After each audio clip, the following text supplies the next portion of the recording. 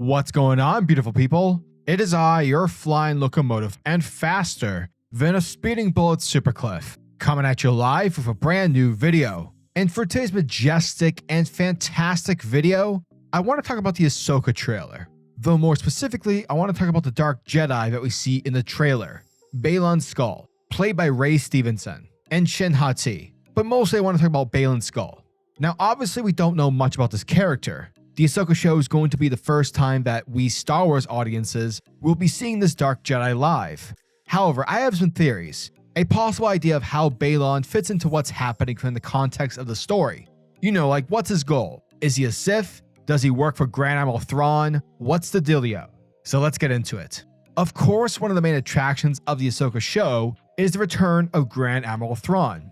Prior to Disney acquiring Lucasfilm and nullifying the expanded Star Wars universe, which was basically anything outside movies, Thrawn was one of the most popular and beloved characters who wasn't featured in the films. In fact, a lot of people will actually say that Timothy Zahn's original Thrawn trilogy is what helped revitalize Star Wars back in the 90s, and it's rumored that it encouraged George Lucas to commit to the prequel trilogy. Heck, Thrawn was so popular that the Rebels show brought him back, introducing Thrawn into the new canon as seasons 3 and 4's main baddie. Now, although the original Thrawn trilogy is considered non-canon, aka it being a part of Star Wars Legends, I have no doubt that the Ahsoka show and Lucasfilm will be using these books as reference for the New Republic era.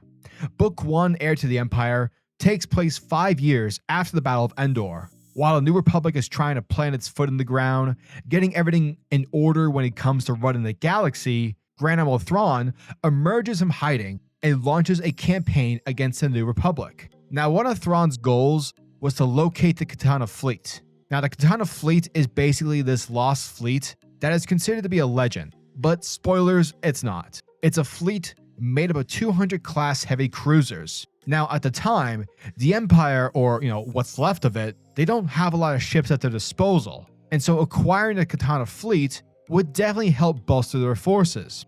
However, unlike the Sith fleet in Episode 9, where we see 1,000 Star Destroyers conveniently manned and ready to go, the Dreadnoughts in this case are empty.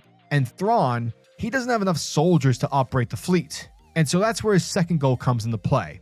You see, with Thrawn needing more troops, he heads over to one of the Emperor's hidden sites at Mount Tantus, located on the planet of Baylan, which of course, if you watch The Bad Batch, the planet Baylan, with an E, which was also integrated into the new canon, is heavily featured in the show. And just like in The Bad Batch, Mount Tantus serves as a cloning facility. Thrawn wants to clone additional troops to commandeer the Katana fleet. And fun fact, whereas the Republic clone army took 10 years to build and fully grow, Thrawn has a way of speeding it up, to where it only takes 15 to 21 days. Now this is where we get into my speculation of Baylan Skoll, and how he comes into play. You see, in Book 1, Heir to the Empire, when Thrawn shows up at the cloning facility, he is met by a Dark Jedi named Joruus C'baoth. Now, it turns out that C'baoth is a clone of the original.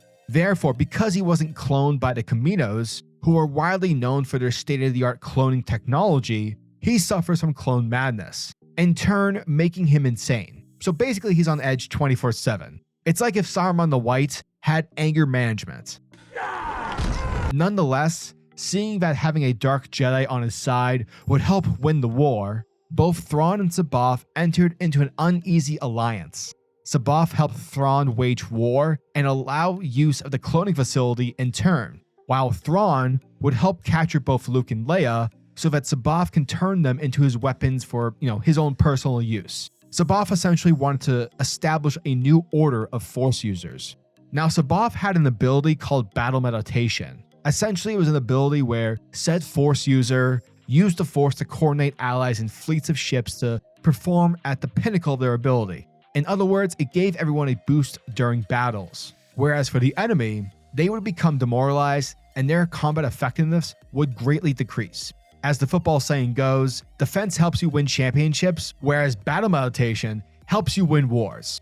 I believe Baylan will be the stand-in character for Joruus C'baoth. However, I don't think he'll be a clone or some unhinged baddie. As Raystevenson said it in an interview, quote, Baylan is a man who will get to his destination no matter what, that he has a quest, and at first he'll ask you to step aside, and if you don't, he will make you. Now, Baylan could be a survivor of Order 66, and with having been so traumatized with what happened, he probably sees the Jedi Order as an ineffective institution, therefore wants to bring forth a new beginning. And we've seen something like this happen before in Star Wars, specifically in the Fallen Order game when Cal Kestis meets Terran Maticos on Dathomir. However, Baylan probably has more ambition on a galactic scale than someone like Malicos. Perhaps Baylan is wanting to search for the world between worlds, which seems to be the case, considering that we see that plane of existence in the trailer. Perhaps there's something else a Force wielder can do inside the world between worlds. Or heck, maybe he was awakened, similar to what we see in the Jedi Survivor trailer. He could be a Jedi from the High Republic, but was placed in cryosleep because maybe his views were, too much. Honestly, there's so much that we can speculate, but like I said before, I would bet money that when it comes to the Ahsoka show, you can bet your bottom dollar that Dave Filoni and Lucasfilm will be using the Thrawn trilogy as a reference. And I think it's a safe bet that Baylan Skoll is the stand-in for Joruus C'baoth. Also, can we talk about how sexy his orange lightsaber is? Because, oh my god, it is super sexy. But yeah, as always, I'm your majestic say over at SuperCliff, and if you guys are new to the channel, then do me a solid by smashing that like and subscribe button, and also the notification bell so that you'll never miss out on an upload, and so that you'll always be kept up to date with your favorite top tier comics happening in the comic book world. Now tell me, what are your thoughts and opinions on the Ahsoka trailer?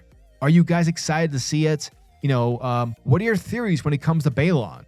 Let me know down in the comment section below. And until the next video, peace. May the Force be with you. Giggity goo.